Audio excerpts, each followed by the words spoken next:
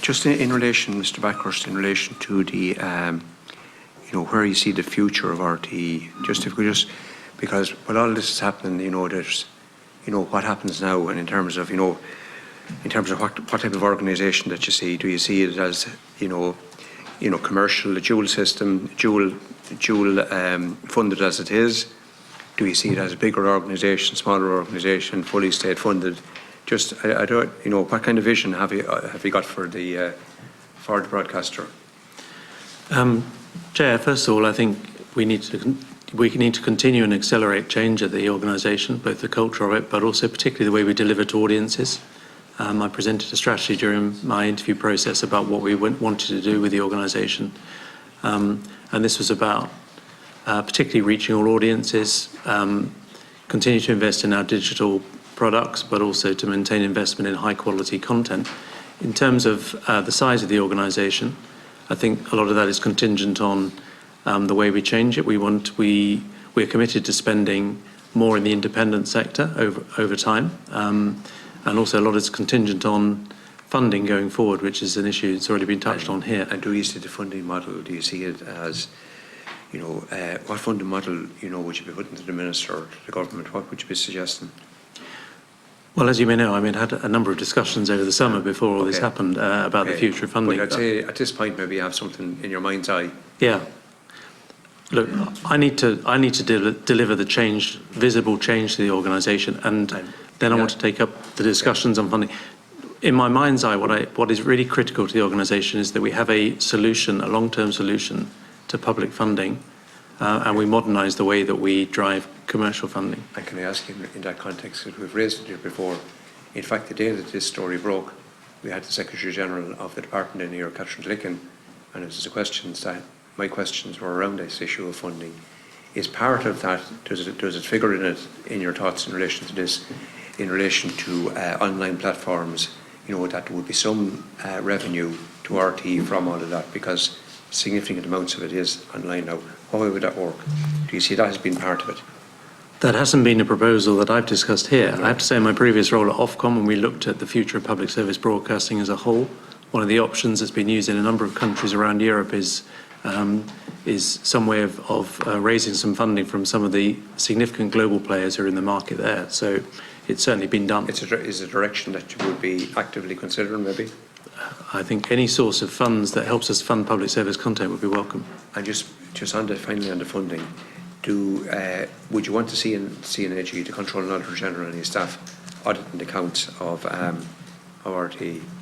I think if that gives added reassurance, I think so, in the end it's a matter for the board. But any added reassurance we can get, our accounts are audited anyway by an outside auditor. So. Tá O'Neill and do.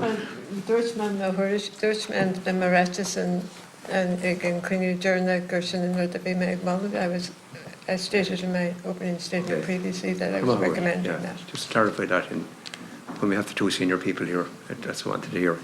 So just say, Seamus, in terms of my understanding of the legislation, it would require a change in the legislation rather than a matter for the board to determine. So it lies here, I think, in the House. I know that, but we do need to hear that. It's just to get the views of. Yeah, I think in the legislation as it stands. I could ask you whether you want it or not. Well, that's another question. If the Oireachtas decides it's for me, then it will be something that we will undertake. But I think the legislation as it currently stands, it allows the board to appoint the auditor. But that to me would not be a satisfactory basis for me to undertake the audit. I think the discussions over the last fortnight have shown that it does need legal changes and legislative changes. Thanks for that. Just so just clarify, the final email has come 25th of the 4th of April this year, and it's to the Forbes, and it's from Noel Kelly, cmsmarketing.com. Hi Dee, I hope you are well. I was in touch to catch up with you today. If you could please get Gerard, I presume it's Geraldine O'Leary, to send me the invoicing details, and we subsequently saw them. That's the piece of correspondence we're looking for. And just moving on to those invoices. Mr. Lynch referred to this email as being evidence that they met alone. without sorry, additional... no, just, I'm going to... No, but he supplied additional I information hear that. about who was at a meeting, a Teams meeting. So that's... I'm going to deal with that, so just if you just... Teams meeting. Sorry, just hold a second, hold a second. I'm asking questions. So, just in relation to this email, you raised this and you spoke to this, and I want you to outline for the meeting here the significance of what you're saying around this. If you can just repeat that.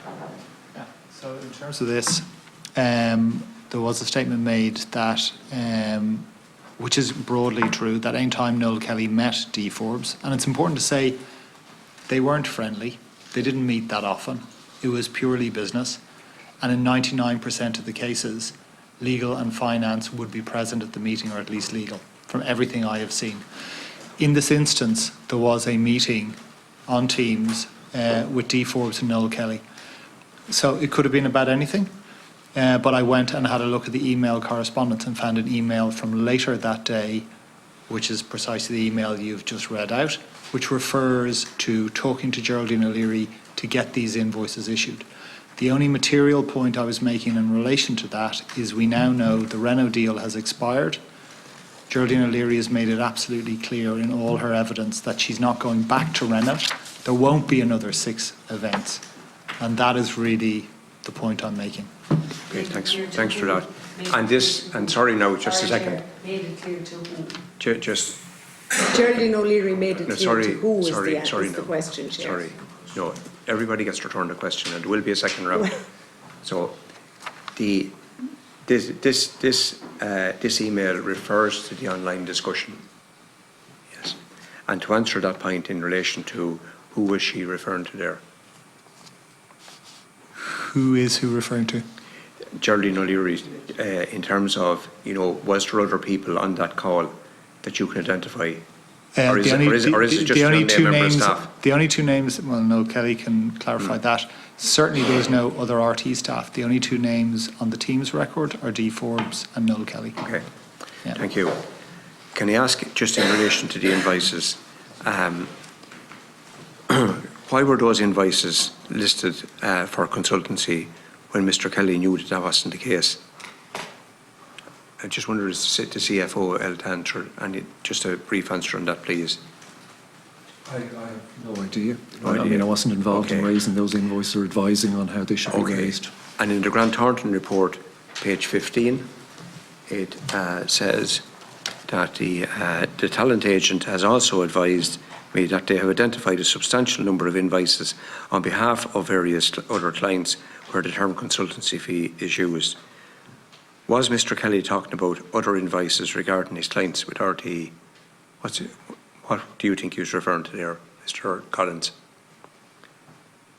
So just to rehearse it again, page 15 of the Grant Thornton report says the talent agent has also advised me that they've identified a substantial number of invoices on behalf of the various other clients where the term consultancy fees were used. That's why he told Grant Thornton, right? He's quoting Kelly here. Grant Thornton consultant is quoting him here. Was Mr. Kelly talking about other invoices regarding his clients with RTE? The substantial number of other invoices. What are we talking about? He's saying, and this is what Grant Thornton have in black and white on page 15. Well, I haven't seen these invoices, so I can't comment on what he's talking about there. I mean, there may be invoices with consultancy on them, but Right. there's hundreds of thousands of invoices coming to RT every year, and I don't see them. I see a fraction of that. Mr. Lynch, can you shed any light on this? I Substantial number. So the only thing I would Invoices. say is the evidence I've seen in terms of when RT contacted NK management this year in relation to these 2 invoices. In both emails that we provided to the committee, the NK management were clear that these invoices related to a verbal agreement between And we were Dee told Forbes. this was the only time, we were given the belief that this was the only time. But NK, in fairness to him, right? Yeah. Came before us voluntarily, and we have here, he cooperated with the Grant Thornton report, and he said that he advised Grant Thornton that he identified a substantial number of invoices on behalf of various other clients, right? Various other clients, where the term consultancy fee is used, particularly in the context of commercial dealings with non-broadcasters or third parties. So, Chair, if I could come in on this. I would really welcome Mr. Kelly clearing up what he means by that. Were they invoices to RTE or invoices to other organisations? If he has other invoices to RTE, Mr. Backhurst, this is regarding the Grant Thornton investigation into RTE of their accounts, and it's in the report here on page item number 234. It's here in black and white. That's what he's saying. Does he mean invoices to RTE or invoices to other organisations on behalf of clients? So that's what I'm not clear about. Mr. Lynch, do you want to shed any light on this? just in terms of that, I think it was really clear from Mr. Kelly's testimony when I watched it that he was fully convinced when he raised these two invoices for the UK company from CMS that they were for Renault. Okay. Can I ask you, Mr. Backhurst, you're coming in and a new broom sweeps clean, right? And you've made some significant changes, just acknowledge that in the early days of it.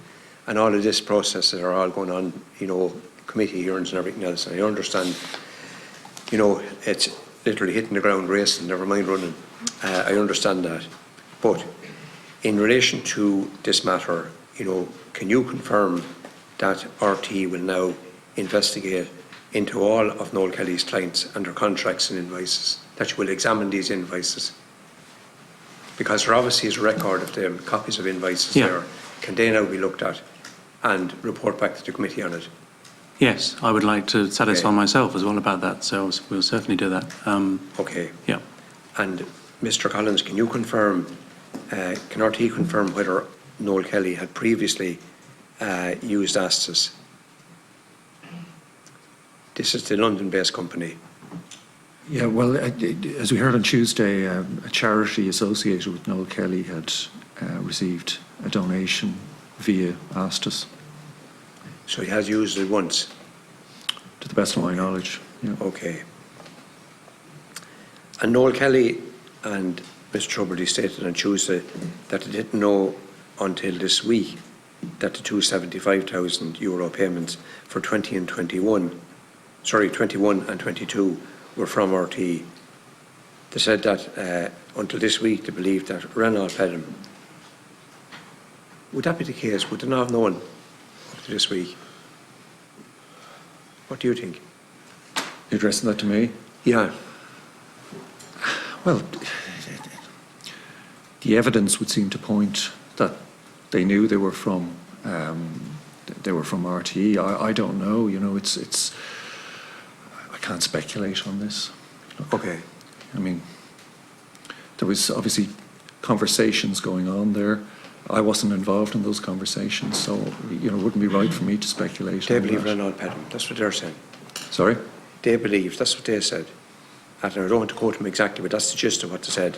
They believed until this week that was the case.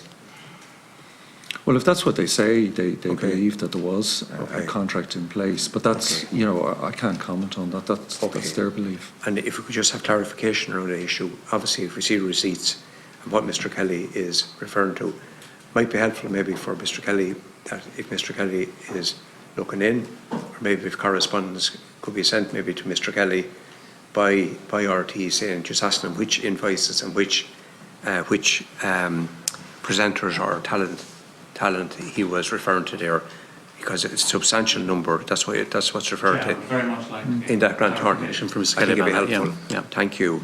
Now.